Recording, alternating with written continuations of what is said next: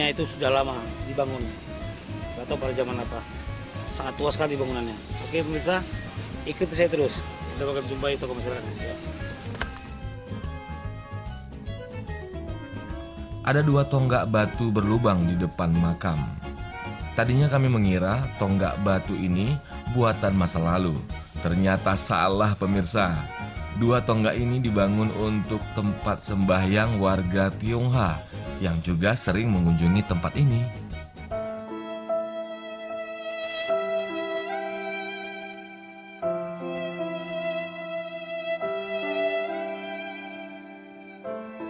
Oke pemirsa, sekarang kita sudah berada di dalam makam panjang ini dan ditemani oleh Bapak apa nih Pak?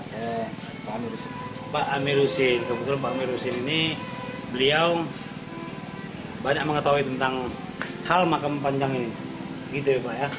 Nanti bisa dijelaskan nanti ya Pak. Oke. Kita lihat aja dulu Pak.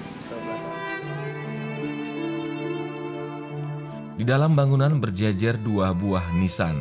Yang satu memiliki ukuran sekitar 6 meter dan yang satunya lagi 8 meter. Bentuk nisannya cantik pemirsa. Makamnya ditutupi batu-batu laut yang usianya sudah ratusan tahun. Tapi tak ada identitas siapa yang dimakamkan di tempat ini. Meski ada simbol-simbol yang hingga kini masih jadi misteri, meski sudah diteliti ilmuwan bahkan dari Belanda.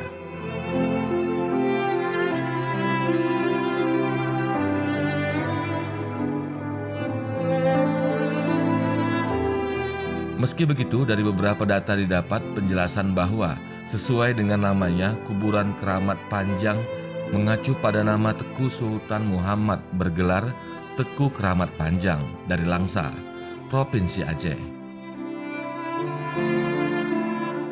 Ulama besar keturunan Pakistan yang menetap di Pulau Kampai.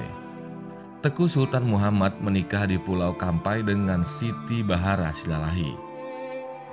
Meski data ini masih simpang siur, namun setiap tahun ratusan orang datang untuk berziarah.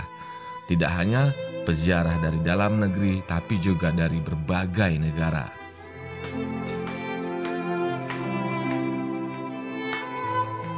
Oke pemirsa Panorama, sekarang setelah kita jalan ke dalam melihat makam, Pak bisa dijelaskan Pak? Sejarah singkat aja masalah makam yang ada di sini Pak. Makam ini disebut sebagai makam Keramat Panjang. Makam Keramat Panjang. Jadi bagi masyarakat di sini selalu menggunakan ini sebagai tempat berziarah lah. Kalau memang ada masyarakat yang memang berniat bila mana ada sakit, kalau diniatkan nanti di sini kalau sembuh cuci muka kemari.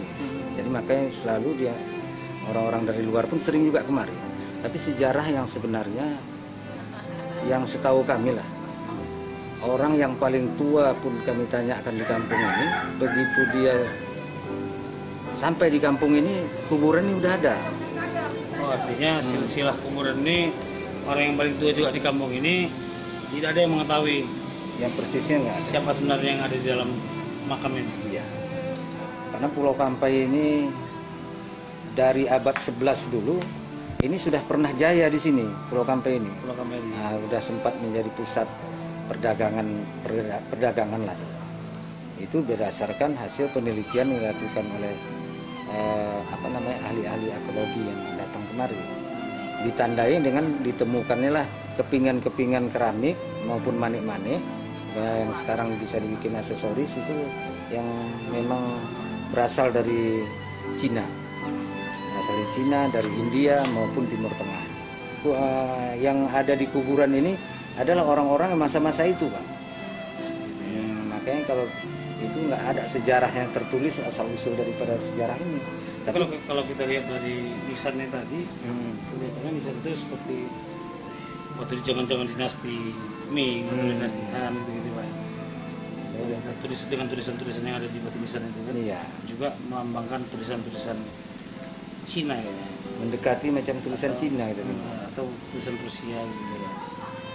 Jadi belum ada lah yang jelas. Oke, yang dijelaskan Pak Amir Husin tadi sejarah singkat tentang makam panjang ini. Ya mungkin ke depan bagi masyarakat yang lain, tetaplah kita jaga makam ini Pak ya, dan jangan dijadikan tempat-tempat hal yang istilahnya dijadikan hal-hal yang keramat dan seperti itu. Tetaplah berpikiran bahwasanya Tuhan kita tetap ada. Ya. Oke, pemirsa ikuti saya terus di Panorama. Yang nggak nonton nggak mantap. Siapapun yang dimakamkan di tempat ini adalah leluhur kita, pemirsa. Dari panjang kuburan dan jenis nisan, sejarah membuktikan bagaimana tinggi manusia di masa lalu dan bagaimana mereka meninggalkan pelajaran istimewa untuk kita di hari ini.